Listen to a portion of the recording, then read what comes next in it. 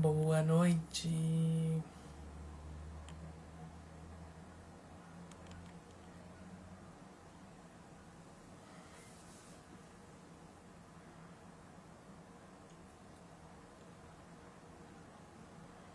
Boa noite, boa noite, boa noite. Sejam muito bem-vindas. Boa noite. Boa noite, boa noite. Com a nossa live preparada. E o tema de hoje, ele é um pouco dolorido. Fala-se sobre a mulher orgulhosa trava a própria cura. E você que vai entrando aí, já compartilha, já chama outras mulheres, amigas, irmãs, grupo da família, mãe, tia, porque você vai ser muito ajudada. E quando a gente está crescendo, a gente quer que outras pessoas também cresçam conosco, né?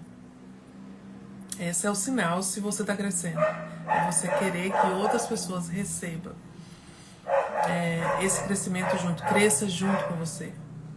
Eu acho que a fase mais difícil para nós é quando... o cachorro da vizinha tá bem animado hoje. A coisa mais difícil é quando você tá crescendo e as pessoas que estão do lado não entenderam ainda que você ou você tá crescendo ou você tá regredindo. Então, a maioria das pessoas, elas só querem resultado, mas não querem passar pela forja, passar pelo o processo, né? Passar pela jornada. Então, esse tema, ele é escolhido de forma intencional para que você, com o objetivo de te trazer consciência de como essa característica ela nos destrói. Então, quanto o emocional ele bloqueia, ele literalmente ele bloqueia o nosso crescimento. Ele impede a nossa reconectação com o próprio Deus, com teu objetivo, com teu sonho, com as coisas que você quer para sua vida. E geralmente o orgulho ele vem disfarçado de coisa boa, né? Ele vem disfarçado de armadura para que você possa se proteger. Geralmente a característica do orgulho ele é por questões de proteção. Ele acontece quando nós de alguma forma passamos por algo e aí você é obrigado a criar uma máscara para se proteger. Só que com essa intenção ele vem dessa forma para te proteger e com essa intenção, quando você vê, você se torna uma mulher fria. Você se torna uma pessoa que não reconhece quando você está errando. E não é só a mulher, é a pessoa em geral. Então, eu sei disso porque eu lido com isso diariamente. Eu lido com mulheres diariamente, com pessoas diariamente. 90% são mulheres, mas tem bastante homens também que se interessam pelo meu conteúdo, se interessam pelas mentorias que procuram. Então, por quê? Porque todo mundo tem travas emocionais, todo mundo tem feridas emocionais no qual impede do nosso crescimento. E o orgulho é uma máscara. E tanto comigo, com as questões que quem me conhece, conhece a minha história, sabe de tudo que eu passei, de tudo que eu tive que recomeçar, tudo que eu tive que conquistar. E através dessas perdas, foi necessário ter essa máscara, né? Essa máscara do orgulho para me proteger nesse caminho, nessa jornada. E foi aí que eu precisei reagir, eu precisei entender, porque o orgulho ele nos impede de ter consciência que precisa ser mudado, nos impede de ver que nós também estamos errados dentro de uma situação, nos impede de achar a direção daquilo que a gente precisa. E se hoje você é uma mulher que tá insatisfeita com a sua situação, quer mudar a tua realidade, e você sabe que precisa de ajuda, já é um bom caminho da consciência. E entender sobre o orgulho, eu tenho certeza que vai virar uma chave aí para você. Que inclusive, eu até selecionei aqui a frase quando eu estava fazendo aqui a aula. Vai ter aqui também. Todo dia eu tô entregando aqui um exercício prático para que você possa fazer, com frases de afirmações também, para que você possa não só ouvir uma live aqui e ser uma live só para te encher mais ainda de conteúdo e você não tenha algo prático para fazer. Então, essa frase, ela é muito real e eu quero que você coloque aí no seu caderno. Sejam muito bem-vindas, muito bem-vindas. A frase é essa aqui: o orgulho não é força, é escudo. Ou seja, não é a força, porque nós geralmente nós colocamos o orgulho como a força, como a máscara, tipo assim, comigo não, ou nunca mais isso vai me acontecer, eu não vou aceitar essa situação. E às vezes, quanto mais a gente fala que não, mais a gente vive naquela. Porque quando você é rígida, muitas das vezes para mostrar força, né? É uma máscara para mostrar que você está protegida.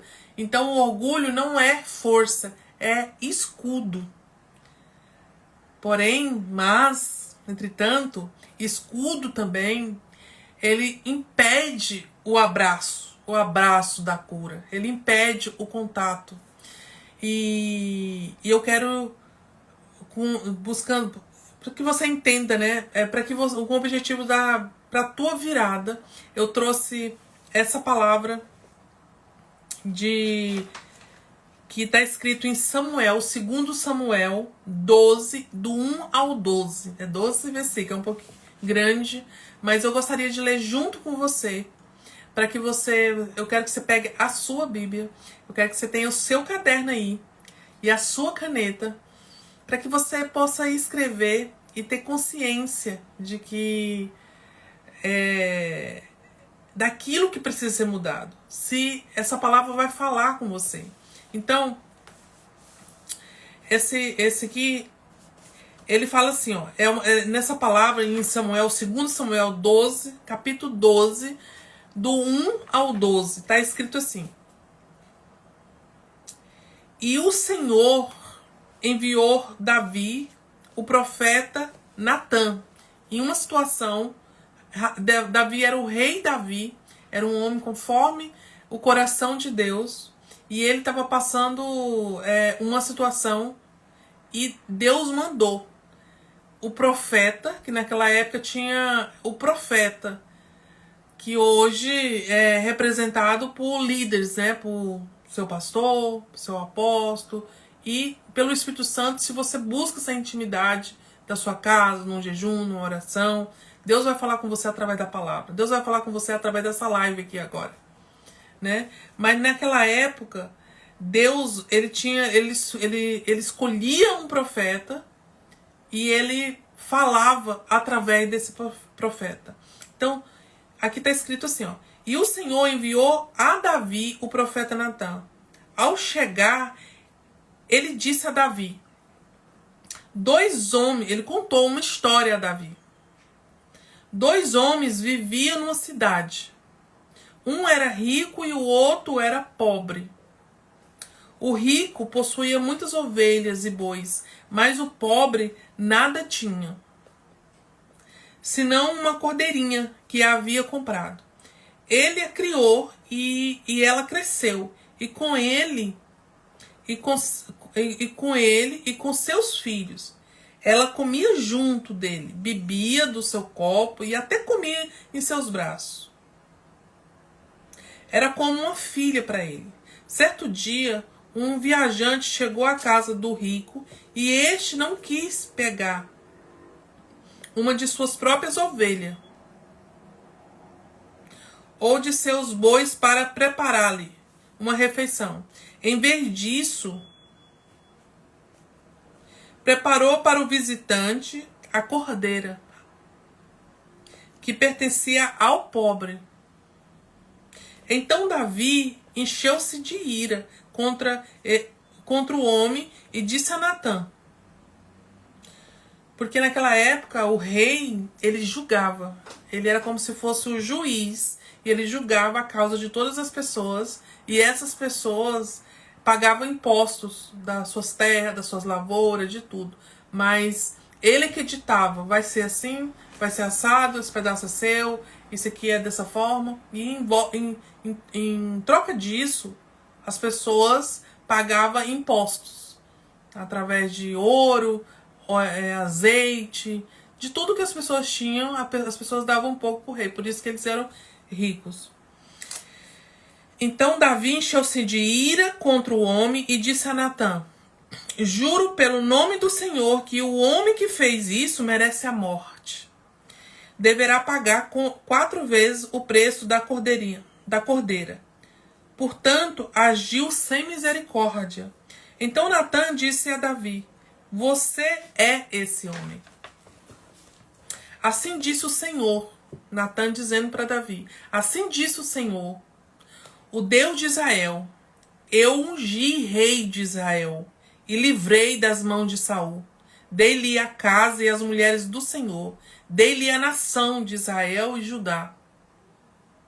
E se tudo isso não fosse suficiente, eu teria lhe dado ainda mais. Porque você desprezou a palavra do Senhor, fazendo o que ele reprova. Natã perguntou para Davi: você matou Urias com a espada dos amonitas e ficou com a mulher dele. Por isso a espada nunca se afastará da sua família, pois você se desprezou. Você me desprezou e tomou a mulher de Urias e o Hitita para ser sua mulher. Assim diz o Senhor: de sua própria família trarei desgraça sobre você. Tomarei as suas mulheres diante dos seus próprios olhos e as darei a outro, e ele se deitará com elas sem plena luz do dia. Você fez isso às escondidas, mas eu farei diante de todo Israel em plena luz do dia.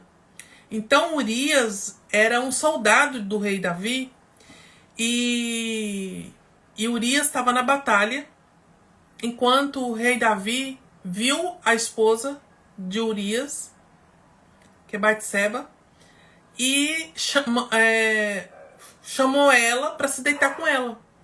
Ela estava se seduzindo para ele. Independente disso, ele chamou, se deitou com ela e ela engravidou. Como ela engravidou, Davi mandou chamar Urias para se deitar com ela. E Urias não quis, porque estava no meio da guerra e queria voltar para a guerra. E não aceitou se deitar com ela e voltou para a guerra. Como Davi não conseguiu essa farsa, que era ele se deitar com a esposa, e depois ele pensar que o filho era dele, o que ele fez? O plano B.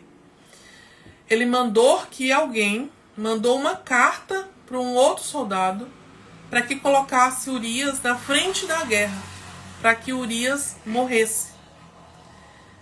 E assim foi feito. Só que aí Deus usou o profeta para falar com Davi e contou essa história, onde o pobre só tinha uma cordeirinha e o rico tinha tudo, que era o rei.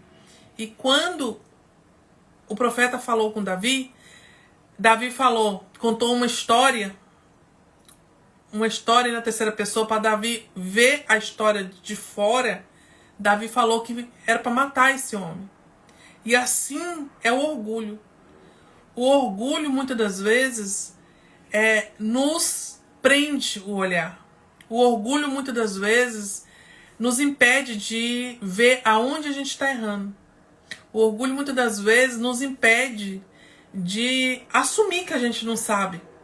Que tem alguém que, naquele momento, está sabendo mais do que você, do que a mim. E, nesse caso, Davi, ele pecou, ele pegou a esposa de uma outra pessoa, ele ouviu ele queria resolver um problema com outro problema. Ele tinha engravidado a esposa do soldado, que era um dos preferidos dele, um dos melhores soldados, e ele queria resolver a gravidez, fazendo com que com o marido se deitasse com a esposa e pensasse que era filho. Como ele não conseguiu, ele mandou que matasse, mandou que colocasse Urias na frente da batalha, para que ele fosse morto. E assim foi o que aconteceu. E quando o profeta Natan contou essa história de um homem pobre que só tinha uma cordeirinha e do rico que tinha tudo, mas que recebeu uma visita e preferiu matar a cordeirinha, Davi falou que queria que matasse esse homem. Por quê? Ele não tinha... O orgulho, ele nos cega. Ele nos impede de ver. Ele nos impede de desbloquear, de reativar a nossa fé, reativar a nossa força. Ele nos impede de levantar diante de uma situação. E isso, com certeza, já aconteceu com você, já aconteceu comigo, e situações que, às vezes, é pra gente sair muito mais rápido daquele conflito, daquela situação, mesmo que você foi ferida, mesmo que você tem trauma, mesmo que você tem situação, você cria uma casca, você cria uma máscara, aonde você está sentindo uma coisa, mas você está mostrando uma outra. Às vezes, você está errando numa situação, mas você não admite que você está errando naquela situação. E Deus, ele só age quando você admite que você está errada. Ele só perdoa quando você confessa o seu pecado. Quando você confessa aonde você está errando. Quando você confessa aonde é a sua fraqueza. Quando você fala que você está... Deus, eu estou fraca, eu não consigo dessa forma. E muitas vezes, de acordo com o que está acontecendo na sua vida, seja você um adolescente, seja você com 30 ou 90 anos, todos nós temos máscaras que se chama orgulho. A diferença da mulher que ela é vencedora, da mulher que ela é reativada, é que ela aprende a tirar essas máscaras, e mesmo que elas vão tentar novamente surgir de alguma forma, agora ela tem consciência. Agora ela vive com intenção de mudança, de ser vencedora, mas não de uma forma para mostrar para ninguém, ou de sobrevivência, mas porque ela entendeu que ela é uma filha amada, que ela é brilhante, que ela é capaz, que ela é merecedora de um relacionamento digno, de um casamento que ela se sinta amada, de filhos abençoados. Ela não só quer uma vida abençoada, uma vida rica, uma vida próspera, uma vida saudável, um corpo bonito. Ela não só quer. Ela reconhece aonde ela está errando. Ela reconhece aonde ela precisa colocar o dedo na ferida para mudar aquela situação. Então, toda cura começa quando você diz: não sei tudo, mas estou pronta para aprender e me render. Me render diante de Deus. Me render diante daquilo que até então eu não tinha força para mudar. Seja um vício, seja a mentira, seja um engano. Principalmente se você ainda é muito nova, se você é solteira. É o seu momento de investir em você. É o seu momento de tomar decisões que você não vai se arrepender daqui 20 anos. Não vai se arrepender daqui 15 anos. Porque quando a gente é jovem, você não consegue ver, principalmente se você tiver conflitos dentro de casa, no casamento dos seus pais, você não consegue ver o quanto que você tem vitalidade, que você tem juventude, que você é preciosa, que se você investir em você, aquele rapaz que vai te tratar igual uma princesa, igual uma rainha, e você também vai tratar essa pessoa da melhor forma possível para que ele produza e ele seja um homem dentro de casa. Que ele não só traga comida para dentro de casa, mas que ele te dê segurança, que ele te dê respeito. Infelizmente, na juventude, às vezes a sua preocupação é só em comparação com outras meninas. E eu sei que tem meninas que entram aqui, tem bastante adolescente que entra aqui também. Então, eu falo para mulheres de 30 a 45 anos, mas eu quero falar com você também, que hoje você tá tomando decisões na sua vida, tá se comparando com outras menininhas da faculdade, da escola, às vezes competindo com outra menina e se baixando de nível, para se sentir bonita, sentir aceita naquela roda. E é aí que você roda na mão de um rapaz que não presta, querendo provar que ele é macho, que ele é masculino, que ele pode, e aproveitando da tua vitalidade, da tua inocência. E se você tiver uma calma agora, investir em você, em conhecimento, em aliança com Deus, Deus vai preparar a pessoa certa, porque a pessoa certa é aquela que tem caráter, é aquela que tem amor, é aquela que tem valores, aquela que tem princípio, aquele que sabe o que é ser homem, que tem referência de homem, referência de mãe, referência de família. Então, eu sei que é uma fase que não se tem maturidade, mas presta atenção. Você, Maria Clara, tá aqui. Eu sei que você é uma adolescente muito esperta. E eu tenho certeza que Deus vai te orientar. Pega papel e caneta, porque nós vamos fazer um exercício que chama o orgulho que me trava. Tá? Então, primeiro, pega o seu papel e caneta. Segundo, escreva o que estou tentando carregar sozinha por orgulho. O orgulho, ele pode nascer em qualquer época da nossa vida. Com 7 anos, com 15 anos, com 10 anos, com 80 anos, com 8, 80 anos. E se você entendeu aqui sobre Davi, e entendeu um pouco sobre a história que eu falei, você consegue responder essa pergunta. O que estou tentando carregar sozinha por orgulho? Por exemplo, às vezes você ainda é muito jovem e por alguma razão você quer fazer coisas que ainda não é da sua idade. Às vezes você já está carregando responsabilidade que não é seu, né? Não é seu. E está deixando de fazer o que você deveria estar fazendo por você. Às vezes você já é casada e você está carregando a responsabilidade que é do seu marido. E seu marido está fazendo uma responsabilidade que é sua. Já parou para pensar nisso? Esse é só um dos exemplos do orgulho. Mulheres que elas têm uma capa tão grande, uma máscara tão forte, que elas pensam assim: eu não vou depender de homem. Eu não vou depender de homem. Eu me viro sozinha. E, nem tanto, o homem tá ali, achando até bom que ela carrega tudo sozinha nas costas. O terceiro é assim: o que eu perco cada vez que me fecho para ser ajudada? Ou para pedir ajuda? O que você perde? Toda vez que você deixa de pedir ajuda, seja para o próprio Deus, seja para sua mãe, seja para o seu pai, seja para o seu marido, seja para uma irmã, o que você perde com isso? Porque toda vez que a gente tem que pedir ajuda, a gente tem que reconhecer que a gente tá fraca, que a gente errou, toda vez. E por isso muitas pessoas fingem que não precisa.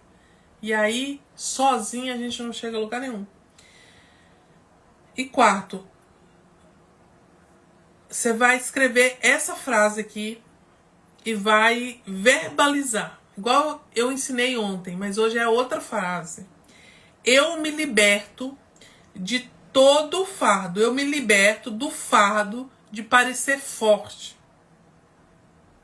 Minha cura começa quando eu escolho ser real.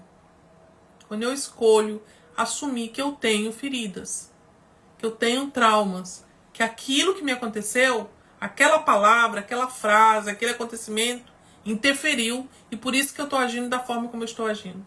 A partir do momento que eu reconheço, a não ser que você não tenha. Se você não tem, você já está tendo um resultado exponencial.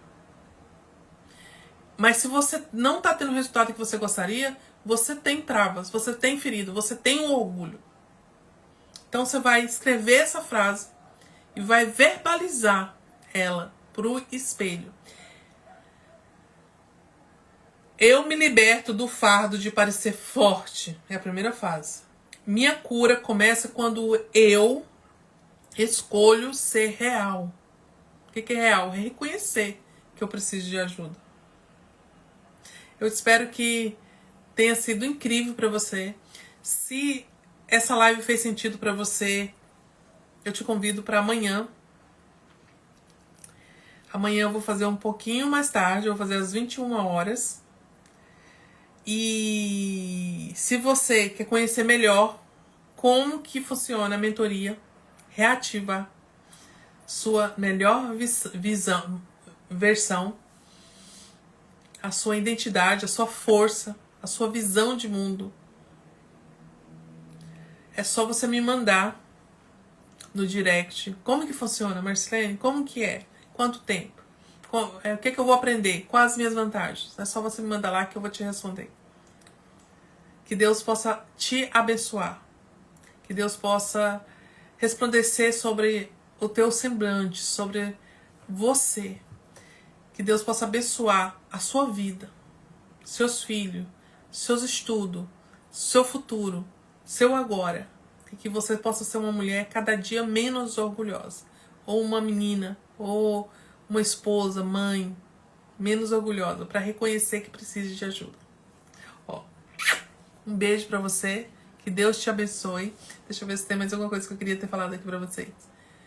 É exatamente isso. Não se esqueça que o orgulho te fez sobreviver, mas a rendição que vai te fazer viver é você se render. Render à humildade, a entender que você não vai chegar a lugar nenhum sozinho. É que vai fazer a diferença. Vamos fazer uma oração? Para que Deus possa selar o seu coração e possa te trazer clareza do que precisa ser mudado. Senhor, nosso Deus, nosso Pai, entramos na Tua presença, entregando esse momento, essa live, que ela possa impactar, meu Pai, o maior número de pessoas. Aquela pessoa, meu Pai, que por alguma razão não chegou até aqui, mas que essa live venha de encontro com essa pessoa. Que do mesmo jeito, meu Deus, que o Senhor teve misericórdia de Davi, o Senhor possa ter misericórdia de cada pessoa, meu Pai, que vai ter acesso a essa live. Em nome do Senhor Jesus, eu te agradeço pelo dia de hoje, eu te agradeço por todas as lutas, eu te agradeço por reconhecer, meu Pai, aonde que eu estava sendo orgulhosa, eu te agradeço por toda a humildade que você tem colocado no meu coração, e eu te agradeço pela força de continuar no propósito, meu Deus, no meu propósito, que é reativar a vida do máximo de pessoas que o Senhor colocar em contato com a minha vida. Em nome do Senhor Jesus, amém. Um beijo pra você.